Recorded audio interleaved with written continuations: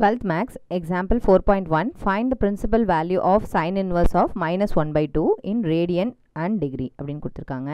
எதோட வேல்யூ கண்டுபிடிக்கணும்? sin inverse of minus 1 by 2.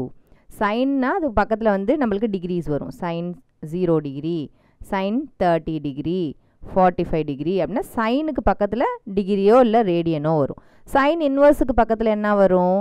ஒரு வேல்யூ வரும், ஒரு நியூமரல் வேல்யூ, அதாவது எக்ஸ் அப்படின்னு நம்ம சொன்னோன்னு வச்சுக்கோங்களேன். அந்த எக்ஸ்னா என்னது? 1/2 மைனஸ் 1லேருந்து ஒரு 1 வரைக்கும் உள்ள வேல்யூஸ் அப்படின்னு நம்ம சொல்லலாம். ஓகேவா? இந்த இடத்துல என்ன வரும்? வேல்யூஸ் வரும், மைனஸ் 1லேருந்து 1 வரைக்கும். சைன்னா என்னது? சைனுக்கு பக்கத்தில் என்ன இருக்கும்? டிகிரி இல்லாட்டினா ரேடியன் மெஷர்ஸ் இருக்கும். ஓகேவா?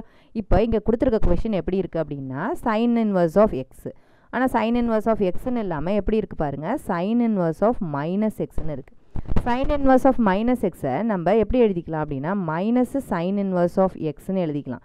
எப்போ அப்படின்னா எக்ஸ் பிலாங்ஸ் டு உள்ளார இருக்கிற இது வந்து வேல்யூ இல்லையா, ஆங்கிள் கிடையாது. ரேடியன் π/2 π அந்த மாதிரி நம்ம மென்ஷன் பண்ண முடியாது. நம்ம என்ன சொல்லலாம்? நம்பர்ஸால் ரெப்ரசென்ட் பண்ணலாம். Closed interval -1 to +1. அதாவது இந்த சைன் இன்வர்ஸ் ஆஃப் மைனஸ் எக்ஸ்ன்னு இருக்கிறத நம்ம எப்படி எழுதலாமா? மைனஸ் சைன் இன்வர்ஸ் ஆஃப் எக்ஸ்ன்னு எழுதலாம். எப்போ? அந்த எக்ஸுங்கிற வேல்யூ இருக்கு இல்லையா, அந்த எக்ஸ் இங்கே என்ன இருக்குது? -1/2. அந்த -1/2 எந்த ரேஞ்சுக்குள்ளார இருக்கணும் அப்படின்னா -1லேருந்து +1குள்ளார.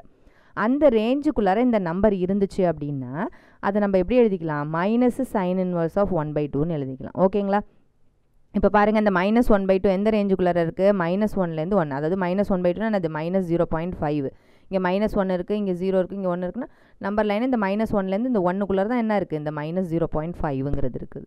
அதனால் நான் என்ன செஞ்சுக்கிறேன் அப்படின்னா இங்கே மைனஸ் சைன் இன்வர்ஸ் ஆஃப் 1/2ன்னு எழுதிக்கிறேன். இந்த உள்ளார இருக்கிற மைனஸை நான் என்ன செஞ்சுக்கிறேன்? வெளியில் எடுத்துக்கிறேன். ஓகேவா?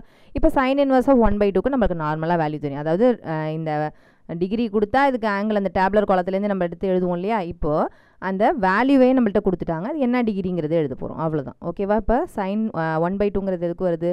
0 1/2. 1/2ங்கிறது என்னது? 30 டிகிரி. 30 டிகிரி. அப்போ இங்கே மைனஸை மெயின்டைன் பண்ணுங்கள், அது மைனஸ் எடுத்துக்கங்க. -30 டிகிரின்னு சொல்லலாம். ரேடியன் மெஷர்ஸ்லேயும் சொல்லியிருக்காங்களே, அப்போ ரேடியன் மெஷர்ஸில் என்ன சொல்லுவோம்? 0 π/6, அதுக்கப்புறம் π/4 அப்படி வரும் இல்லையா, அதனால் -π/6. π/6னால 30 டிகிரி. பைங்கிறது 180 டிகிரி. 180 6ஆல் டிவைட் பண்ணிங்கன்னா என்ன கிடைக்கும்? 3 6 are 18. அப்போ 30 டிகிரி. ஓகேவா? அப்போ -30 டிகிரி இல்லைன்னா -π/6 தான் இதனுடைய ஆன்சர். ஓகேவா?